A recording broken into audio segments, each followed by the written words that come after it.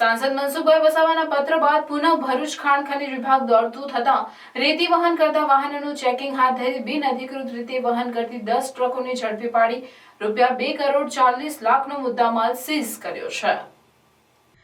ભૂસ્તર શાસ્ત્રી ભરૂચના માર્ગદર્શન હેઠળ ભરૂચ જિલ્લામાં ડમ્પરો દ્વારા ખનીજના બિનઅધિકૃત વહન અટકાવવા માટે ખાણ ખનીજની તપાસની ટીમ દ્વારા 18-19-12-2024ના રોજ રાત દિવસ આકસ્મિક વાહન ચેકિંગ કરતા રાજપાડી, નેત્રંગ, ઝઘડિયા, શુગરતેજ અને દહેજ રોડ ખાતેથી સાદી રેતી, બ્લેક ટ્રેપ તથા કાર્બોશેલ જેવા ખનીજનું બિનઅધિકૃત વહન કરતા 10 ટ્રકોને અટક કરી કુલ ₹2.40 લાખનો મુદ્દામાલ સીઝ કરી કાયદેસરની કાર્યવાહી હાથ ધરવામાં આવેલ છે। ઉલ્લેખનીય છે કે ચાલુ નાણાકીય વર્ષ દરમિયાન ખાણ ખનીજ વિભાગ ભરૂચ દ્વારા ખનીજના બિનઅધિકૃત ખનન, વહન અને સંગ્રહ અંગેના 248 કુલ કેસો કરી રકમ ₹513.52 લાખની વસૂલાત કરવામાં આવેલ છે। તેમજ ખાણ ખનીજ વિભાગને મળેલી